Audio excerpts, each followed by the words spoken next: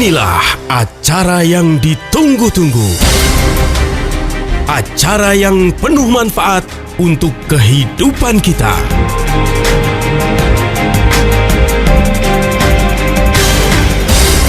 Kiat sehat, awet muda tanpa obat. Hai, halo Ziman Lovers. Ketemu lagi kita, apa kabar hari ini? Always happy? Ya dong, harus ya. Apalagi sekarang lagi masa-masa yang di mana-mana semua orang lagi pada ngeluh, ya Allah, cuacanya panas ya, banget dingin. Tapi gak apa-apa dong ya. Justru ya mudah-mudahan ini bikin kita jadi keep fight gitu ya, biar senantiasa sehat. Nena Amelia kembali hadir untuk Kiat Sehat Awet Muda Tanpa Obat, persembahan dari Ziman. Ziman adalah enzim antioksidan yang diproses dingin. Nah, hari ini seperti biasa kita ditemani oleh teman baik kita yang selalu punya banyak banget bahan-bahan mengenai kesehatan. Jadi info-info dan pengetahuan tentang kesehatan. Ada Pak Nyoto Stianto. Beliau adalah pemerhati masalah kesehatan dan nutrisi. Halo Pak. Halo Mbak Nena. Ketemu lagi. Kita bahas kali ini apa ya? Sebagai kita bahas tentang kan banyak orang kalau sakit kan pasti cari solusi ya. Pasti solusinya kalau nggak obat ada pilihan herbal dan sebagainya. Jadi kita cerita tentang perbedaan obat dan herbal kali ini. Oke. Biar Ziman Lovers itu makin ngeh gitu ya, karena sering kali yang terjadi kan pokoknya kalau kita sakit kita cari obat gitu kan. Betul. Ya, yang langsung aja ngabisin rasa sakit itu gitu. Nah, sebetulnya itu sehat apa enggak sih? Nah, kalau yang pengen bertanya, berinteraksi boleh langsung WhatsApp di 081511 103 103. Dan jangan lupa ya, subscribe juga YouTube channel kita di Ziman Herbal. Ziman Herbal. Oke, kalau secara awam mungkin orang pahamnya mengenai obat dan herbal, kalau obat itu ada zat kimianya. Betul. Gitu. Tapi kalau herbal lebih kepada hal-hal yang bersifat tanaman, tumbuhan, gitu ya Pak ya. Benar nggak sih Pak? Betul. Jadi memang kan kita banyak orang ya, ada orang yang sakitnya masih sakit skala ringan ya kan, tapi ada yang sekali sakitnya subakut, sakit akut sampai sakit kronis. Akibatnya kan mereka pingin hilang deh rasa penderitaan dari sakit tersebut dan cari solusinya. Dan solusinya juga diantara yang umum itu kan kalau kita sakit kita pergi ke dokter, nanti kita dikasih obat seperti itu kan. Jadi kita harus tahu perbedaan antara obat dengan apa sih yang disebut dengan herbal. Tapi kan kalau kita biasanya mengasumsikan herbal itu jamu, tapi juga ada herbal yang identik dengan bukan herbal tapi dari makanan. Karena buah-buahan pun kalau dijadikan jamu yang punya khasiat itu ya diasumsikan jamu, padahal pada hakikatnya itu adalah buah-buahan yang memang punya khasiat secara turun-temurun gitu ya, teruji secara sejarah, secara empirik punya manfaat. Nah, jadi kita mesti tahu dahulu apa itu obat dan apa itu herbal, dan baik herbal itu dari tumbuhan obat maupun dari tumbuhan makanan ya. Obat kan ada juga obat herbal Pak. Nah, obat herbal itu juga ada, biasanya diambil dari herbal juga yang diekstrak dengan secara farmasi sehingga disebut obat herbal, diambil bioaktifnya saja. Seperti itu. Jadi obat itu gini, obat itu ada obat kimia dan ada obat herbal gitu kan ya. Betul. Oke, masing-masing memang punya khasiat gitu. Tapi yang aman buat tubuh yang mana Pak Nyoto? Jadi kita cerita ya bahwa obat kimia yang biasanya kita konsumsi itu kalau lagi sakit yang ringan-ringan deh, misalnya lagi sakit flu, batuk, pilek gitu kan, biar reda semua radang, semua tidak nyaman dalam tubuh kan kita konsumsi obat yang ada di warung biasanya. Dan biasanya logonya tuh warna merah, buletan warnanya merah. Jadi bolehlah kita beli tanpa pakai resep dokter. Nanti ada lagi yang logonya warna hijau misalnya, ada lagi logonya yang warna biru ya. Saya sendiri lupa yang aman yang mana, yang logo biru atau merah, nanti saya cek lagi ya. Tapi kalau udah yang warnanya biru misalnya mesti dengan resep dokter, nggak boleh kita jadi dokter sendiri beli minumnya dengan dosis yang kita tentukan sendiri, karena itu harus ada aturan minumnya ya kan. Karena kan obat kimia itu biasanya obat dari campuran bahan kimia yang tidak disintesis dalam tubuh ya kan, dan bersifat biasanya paliatif. Obat ini akan menyembuhkan penyakit, tapi biasanya kalau konsumsi rajin jangka panjang akan terjadi pengendapan dan bisa menjadi racun dalam tubuh yang berbahaya, apalagi kita konsumsinya tidak pakai resep dokter kan. Kemudian bersifat simptomatis. Apa sih simptomatis? Itu hanya biasanya anulir gitu ya, menghapus gejalanya saja, ya kan? Jadi hanya untuk menghilangkan gejalanya saja dan sifatnya simptomatis. Saya lagi sakit batuk, ya kita konsumsi obat yang mengandung antihistamin, nanti ditekan deh syaraf untuk menyebabkan kita batuk, ya kan? Saya demam, dikasih obat penurun panas antipiratik gitu kan. Saya kemudian pilek, dikasih dekongestan dan sebagainya yang sifatnya hanya menghilangkan gejalanya, tapi sebenarnya virus, bakteri, bibit kuman penyakitnya masih ada. Lalu yang tugas membasmi virus, bakteri, bibit kuman penyakit siapa? Ya imunitas tubuh kita sendiri, ya.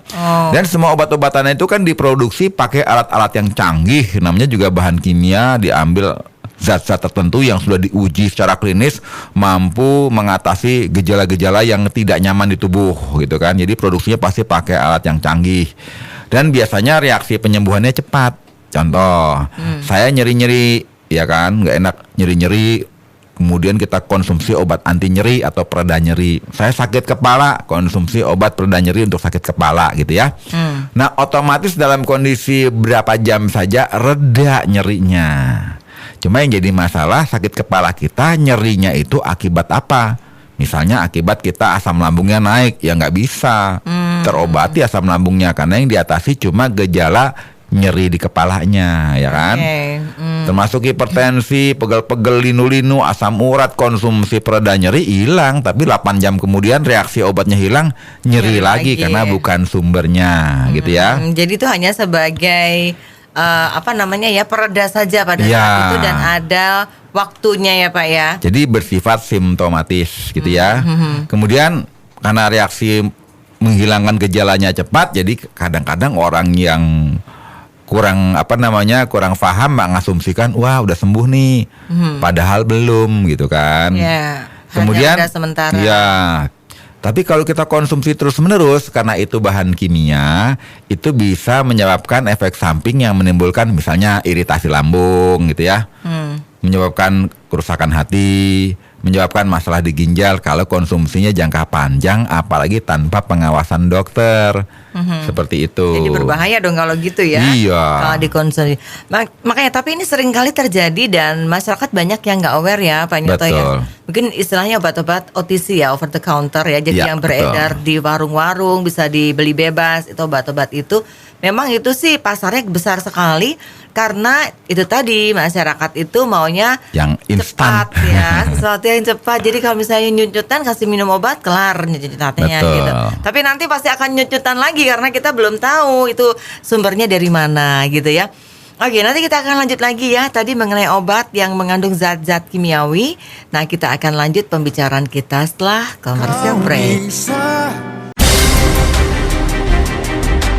Kiat sehat, awet muda tanpa obat.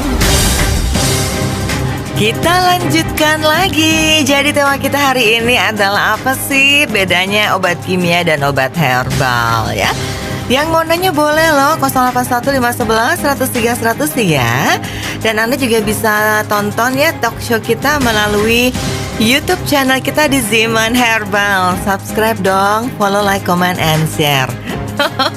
Karena kalau udah subscribe di sini nanti ada notifikasinya kalau misalnya ada yang baru dan bisa di recall at any time, tonton lagi kalau misalnya Anda butuh bisa tonton ya. Oke, tadi Bang Yoto sudah cerita mengenai obat kimia. Jadi ini obat-obatan yang biasa dikonsumsi oleh kita dengan tujuan sembuh dalam waktu tertentu ya. Jadi untuk meredakan saja. Ini biasanya tadi yang dibahas adalah obat-obat OTC, over the counter, yang seringkali ada di warung-warung. Jadi belum obat yang mungkin nanti ya Pak ya bayar resep dokter. Iya. Nah tadi kan sempat disinggung tuh mengenai logo-logo ada merah, ada hijau, ada biru. Nah ini mumpung deh Pak, jadi biar pada tahu ya. Jadi kan biasanya kalau kita beli obat-obatan yang di warung gitu ya, misalnya kalau obat sakit kepala, flu, demam gitu ya, ada penggolongannya tuh.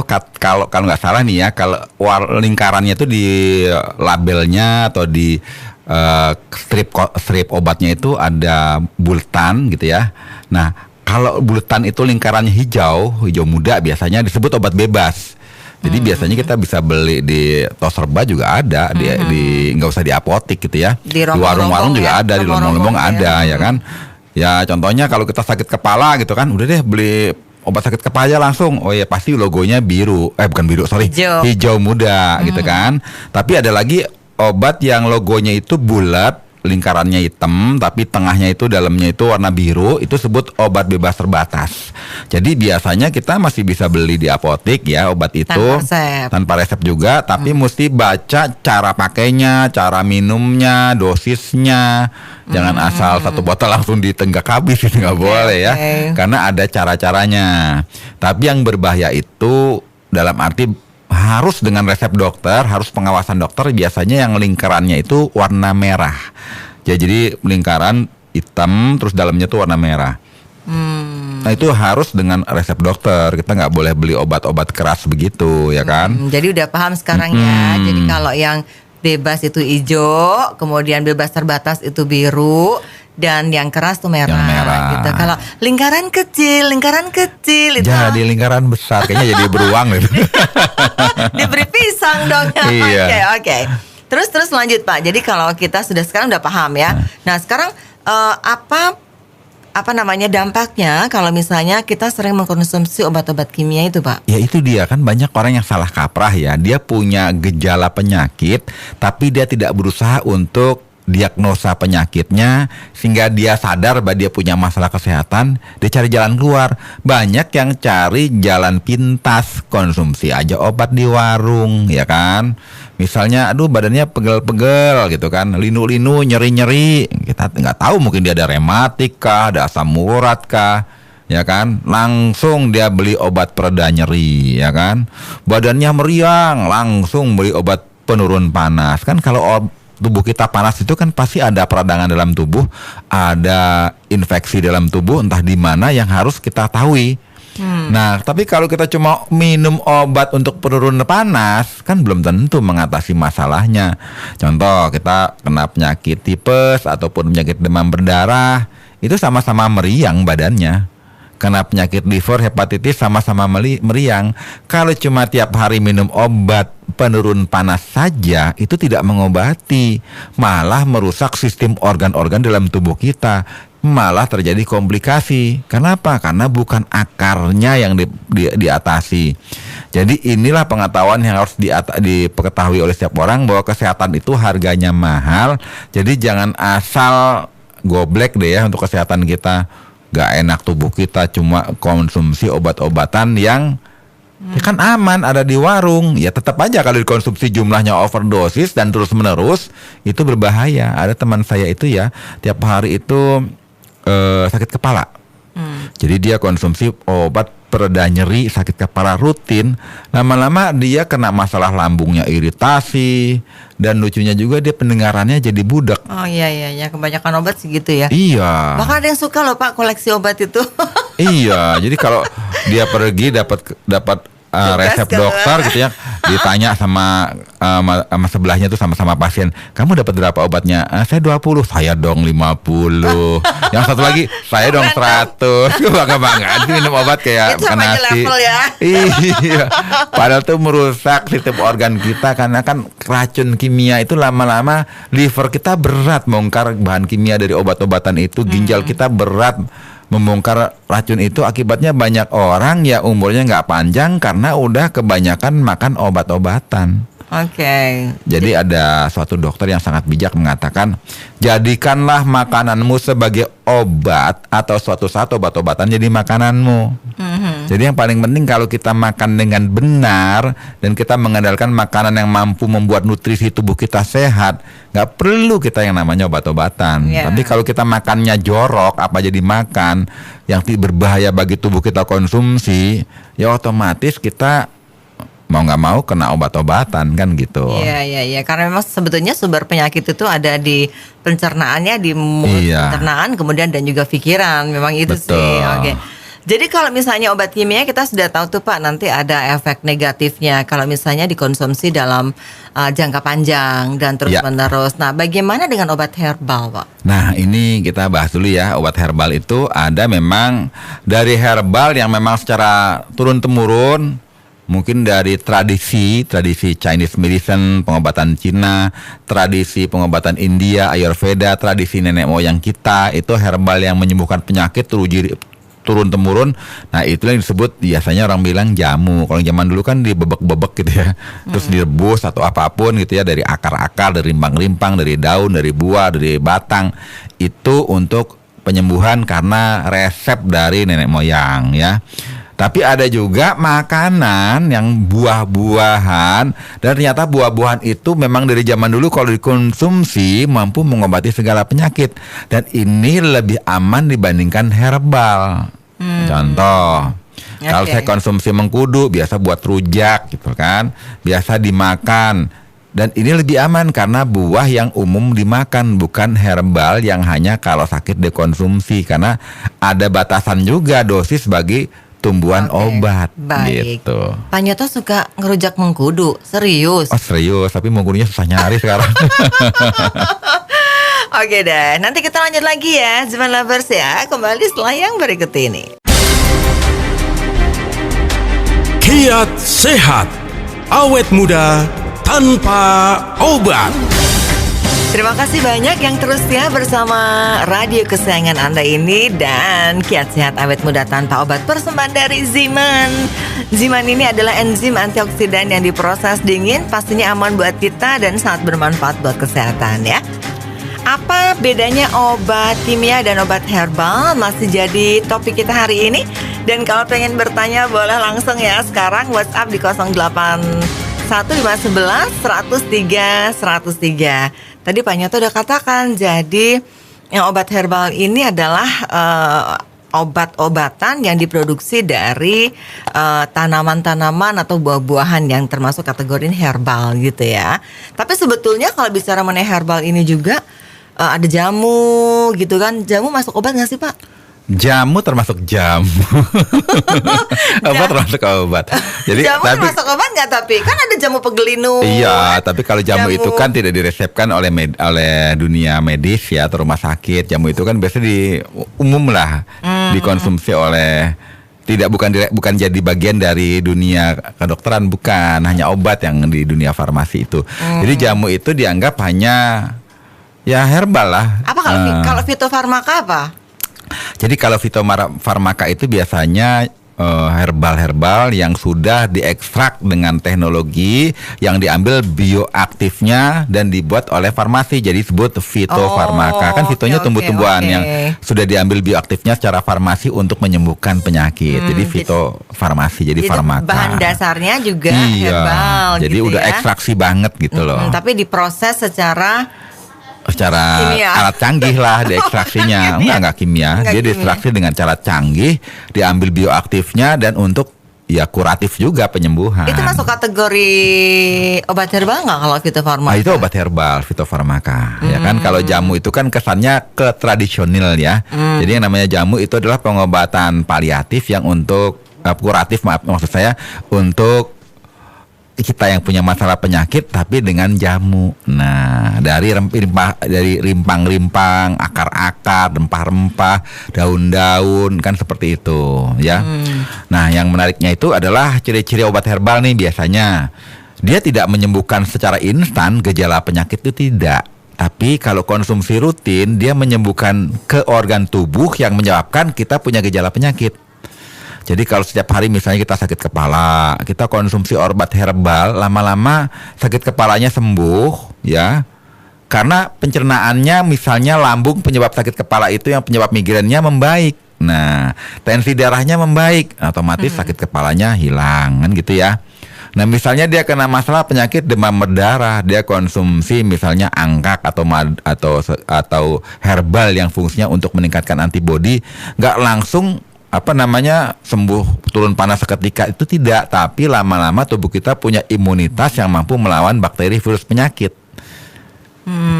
Dan biasanya diproduksi asli dari herbal itu sendiri. Dan diekstraksi juga biasanya diambil bioaktifnya dan fungsinya untuk menutrisi sampai ke tingkat seluler, karena itu sifatnya adalah memberi kekuatan kepada sel-sel kita dengan makanan baik dari herbal maupun dari buah. Jadi sifatnya kalau obat herbal itu kuratif yang benar-benar bersifat menyembuhkan, karena biasanya dia menyembuhkan sampai ke tingkat seluler.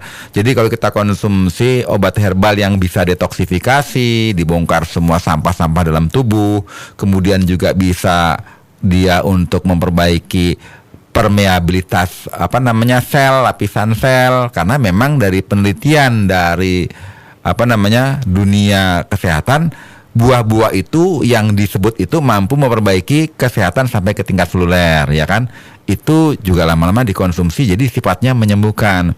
Dan kalau kita konsumsi makanan dari herbal, yang paling aman itu dari makanan dari buah-buahan, karena efek sampingnya risikonya lebih kecil.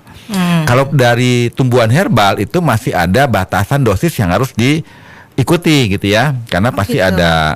ada aturannya juga kalau dari herbal. Tapi kalau dari makanan buah-buahan, contohnya kulit manggis, ya kan? Atau misalnya dari mengkudu gitu ya, atau buah apa lagi yang terkenal, delima gitu ya. Itu biasanya efek sampingnya kecil, namanya juga buah, ya kan? Masih sih ada orang, kamu kenapa? Aku overdosis makan buah delima, kan jarang. Tapi ada yang bilang kebanyakan makan nangka jadi... Oh iya, nangka kan bukan obat herbal. Jadi bukan masuk kategori bukan ya? termasuk kategori. Karena kan nangka bukan kategori itu gini. makanan menyembuhkan. Aku kebanyakan makan mangga. Ayo, aku jadi menteri. Iya, kalau mangga kan juga bukan buat obat herbal. Mangga menyembuhkan sakit panu kan nggak ada. Misal ya kan, jadi mangga itu biasanya cuma seratnya diambil untuk melancarkan buang air besar dan kaya dengan vitamin C. Tapi kalau buah-buahan yang biasanya punya efek terapeutik seperti mengkudu, delima, kulit manggis, bahkan seperti rimpang-rimpang temulawak, kunir putih, ya kan? Itu kan sebenarnya makanan juga, biasa dipakai kita untuk konsumsi makanan, ya. Nah, kalau obat herbal itu biasanya reaksinya lambat tapi bersifat konstruktif, artinya membangun, ya kan? Contoh kalau kita kena penyakit diabetes, konsumsi obat terus rutin, loh kok kadar gula darah kita menurun, karena ternyata pankreas kita membaik, resistensi insulin kita membaik, kemudian juga tubuh kita mampu bongkar racun. Itu bedanya. Iya. Ya, waton apa jenengnya Pak? Alon-alon. Alon-alon asal kelakon. Ya wis, nanti kita lanjut lagi Ziman Lovers ya. Kita kembali setelah yang berikut ini. Kiat sehat, awet muda tanpa obat. Yuhu, kita lanjut lagi ya. Pokoknya bikin happy aja deh hidup ini, yang pusing-pusing, mumet-mumet ya. Udah turunin aja pakai obat-obat herbal aja ya, jangan yang kimiawi, karena bahaya banget nanti efek sampingnya kalau kita konsumsi dalam jangka panjang. Tapi Pak, kalau masyarakat Indonesia, salah satu karakteristiknya dari 10 karakteristik yang mereka punya itu adalah memang maunya instan, Pak. Nah, kalau instan itu kan biasanya kalau mumet ya langsung maunya obat mumet gitu kan. Iya, cuma kalau kita berobat pakai yang instan-instan, masalahnya umur kita ikut instan. Kalau rezeki instan mau ya, Pak? Mau. Ya? Udah ikut instan kan bahaya ya. Oke, silahkan 081 511 103 103. Ziman ini katanya kan juga obat herbal, Pak. Ya, betul. Nah, apa bedanya sama obat herbal yang lain? Jadi kan kalau Ziman itu ya, Ziman pakai Z gitu ya, enzim antioksidan, itu kan dia bentuknya cair. Kenapa harus cair? Karena dia diekstrak dari buah-buahan yang memang secara empiris itu punya manfaat. Ya, siapa sih yang nggak tahu manfaat mengkudu? Itu kan raja penyembuh lah obat herbal yang disebut superfruit. Buah super yang bisa menyembuhkan segala penyakit. Kulit manggis juga sama, delima juga sama. Kemudian juga ada pegagan, itu juga herbal yang terkenal untuk mengobati beragam penyakit, dan secara empirik pakai pengobatan India kuno itu Ayurveda itu ribuan tahun tuh. Pegagan digunakan untuk mengatasi berbagai macam penyakit. Itu masuk ke dalam satu botol. Kenapa harus cair? Karena yang dipertahankan itu adalah zat aktif yang masih hidup. Nah, kalau sudah melalui permanasan bisa bentuk serbuk, ya kan, bisa bentuk kapsul, bisa bentuk tablet. Ini kan enggak. Yang dipertahankan itu zat hidup namanya bioaktif enzim yang ada dalam buah. Makanya dia diekstraksinya dingin 2 kali dan harus dalam bentuk tetes gitu. Dan yang menarik nih dari Ziman nih, kan banyak di luar sana juga banyak jamu-jamu yang lain gitu ya, tetes-tetes yang lain. Apa sih bedanya? Nah, di Ziman ini bahan bakunya itu ditanam dengan tumbuh-tumbuhan yang organik. Organik itu artinya tidak pakai bahan kimia. Nah, kalau ditanam pakai misalnya ditanam nih buahnya dari buah mengkudu misalnya atau daun kelor. Terus pupuknya apa? Pupuknya pakai pupuk kimia, ya sama juga bohong. Nah, yang di dalam 1 botol Ziman itu buah-buahannya pupuknya pupuk organik, tidak ada kimiawi sama sekali, karena standar Jepang. Jadi kalau di dalamnya ada buah-buahan seperti mengkudu dan sebagainya itu benar-benar ada USDA organiknya, standarisasinya. Kemudian juga ada pembuatannya itu juga dengan pembuatan yang baik, ya kan. Kemudian diprosesnya itu bukan sekali itu ekstraksinya, diekstraksinya 1 kali, masih banyak ekstrak lagi 2 kali, makanya disebut double strength, kekuatannya 2 kali karena 2 kali ekstrak dan ekstraksinya ekstraksi dingin. Tujuannya apa?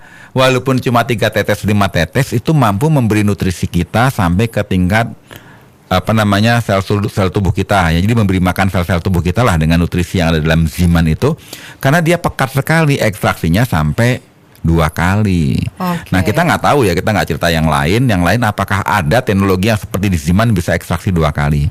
Nah, kemudian menurut buku Dr. Hiromisinnya ya, buku yang menulis tentang rahasia keajaiban enzim disebut The Miracle Enzyme, buah-buahan yang punya khasiat kalau difermentasi itu punya efek terapeutik yang lebih powerful atau lebih kuat lah ya. Nah, oleh sebab itu kenapa di dalam Ziman itu, karena sifatnya juga ada fermentasinya, jadi dia makin lama makin efektif untuk membantu menutrisi sel-sel tubuh kita.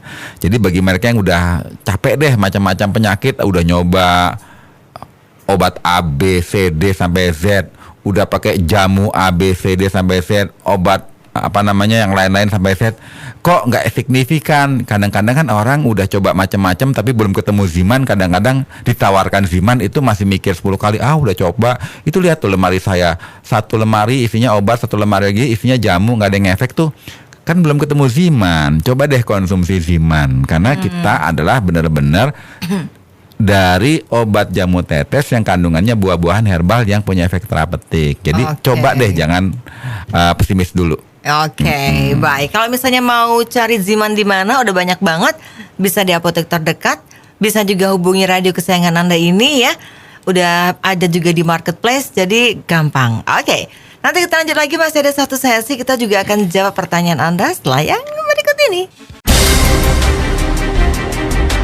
Kiat sehat, awet muda tanpa obat. Kita sudah masuk pada sesi terakhir untuk Kiat Sehat Awet Muda Tanpa Obat, persembahan dari Ziman, dan very clear. Pak Nyoto tadi udah jelasin ya, jadi apa bedanya sih Ziman ini dibanding beberapa yang lain. Yang jelas prosesnya dingin dan 2 kali pemrosesan, sehingga ini strong ya Pak ya. Iya. Kuat, sangat kuat untuk bisa membantu kita sampai tingkat seluler itu bahkan ya gitu. Jadi ini herbal yang memang direkomendasikan. Cara minumnya gimana sih? Tinggal tetesin aja di bawah lidah sehari 3-4 kali, masing-masing 5 tetes ya. Tapi kalau misalnya buat maintenance aja ya bolehlah sehari 2 kali, 3 kali gitu. Kita ke pertanyaannya Pak Nyoto ya. Sudah ada yang bertanya. Ini dari Pak Sutikno. Nah, bagaimana dengan jamu-jamuan Pak Nyoto? Apakah ini termasuk herbal apa kimia kalau jamu? Nah, jamu zaman sekarang itu mesti waspada ya, karena banyak jamu yang ditarik dari BPOM tapi setelah dicek ternyata mengandung obat pereda nyeri kortikosteroid. Karena ada ya obat jamu yang booming sekali sampai belinya itu ngantri kayak beli karcis film, ya kan? Karena begitu minum, mau sakit asam urat, mau sakit rematik, langsung hilang. Ternyata pas dicek kandungannya ada obat reda nyeri dosis tinggi yang dicampur di bubuk jamu tersebut. Jadi ada obatnya, obat iya, kimianya. Kan dulu ada yang akar kuning lah, terus akar apalah, jamu merek apalah, banyak sekali ditarik dari BPOM karena ternyata mengandung bahan kimia obat atau BKO yang harus dilarang, ya makanya kan? kita juga mesti hati-hati ya kalau Hati-hati, beli jamu, jangan asal beli jamu begitu minum efeknya nyaman di tubuh, kok tiba-tiba badan saya gemuk, muka saya bulat, ya ternyata efek dari obat kortikosteroid, ya kan? Oke. Tapi lebih aman mana sih sebetulnya dengan jamu-jamu yang kita produksi sendiri, Pak? Misalnya kunyit asam kita parut sendiri. Oh iya, lebih. Daun kelor kita rebus sendiri. Iya, lebih aman kalau kita rajin. Gitu ya? Iya, rajin bikin-bikin sendiri. Daun salam rebus sendiri, kunyit putih sembuh rebus sendiri, temulawak rebus sendiri atau parut-parut sendiri. Tapi yang paling gampang ya tetes di bawah lidah aja lah dengan Ziman gitu ya. Udah terjawab semuanya. Udah terjawab, itu ya. Oke, berikutnya ada lagi dari Ibu Partini. Pak Nyoto, Ziman itu bisa nggak sih buat saraf kejepit? Nah, buat saraf kejepit itu biasanya kan ada saraf kejepit kalau di tulang belakang itu entah di lumbar, entah di sakrum, entah di mana, itu biasanya harus diurai dulu gitu. Tapi kalau untuk meredakan nyerinya, untuk memperbaiki rasa tidak nyamannya, konsumsi Ziman rutin 5 tetes pagi, siang, sore, biasanya ada efek sampingnya, ada efek nyamannya. Sehatnya. Ya kan, efek nyeri-nyerinya berkurang jauh, tapi tetap saraf kejepit itu harus dibuka oleh ahli yang misalnya yang bisa mengatasi saraf kejepit. Kan banyak tuh terapis-terapis yang mampu mengatasi saraf kejepit. Biasanya pakai alat yang bentuknya melengkung gitu ya, dipakai tidur rutin, biasanya saraf kejepitnya akan lukar dikit demi sedikit, tapi nggak instan begitu dipakai sekali langsung nyaman. Begitu dipakai tidur, alat yang melengkung itu, yang buat tulang punggung itu memang nggak nyaman sekali karena tambah sakit. Tapi lama-lama reda, akhirnya malah sembuh. Plus minum Ziman 5 tetes kalau bisa sehari 4-5 kali. Oke. Nah, coba aja, moga-moga ada manfaat konsumsi Ziman plus terapi HNP bisa mengatasi saraf kejepit. Ya, tapi Bu, biasanya nih Bu, pengalaman ya, kalau misalnya kita kena saraf kejepit itu ada senam-senam yang direkomendasikan kita bisa tonton ya Pak ya. Betul. Itu bisa membantu. Oke, udah sampai di ujung waktu. Terima kasih banyak Pak Nyoto sudah hadir hari ini, luar biasa sekali. Jadi kita sekarang jadi semakin paham ya Ziman Lovers ya. Jangan asal aja ini ya nyut-nyutan langsung minum obat, nyut-nyutan sakit capek-capek minum obat, jangan deh ya. Karena kita mesti bijak. Tadi Pak Nyoto bilang jangan jadikan obat sebagai makananmu, tapi jadikan makanan sebagai obatmu. Betul. Gitu. Kita ketemu lagi minggu depan Pak Nyoto. Oke. Terima kasih banyak juga untuk Anda Ziman Lovers. Saya Nina Amelia. Saya Nyoto Sianto. Salam sehat, awet muda bersama Ziman. Dah.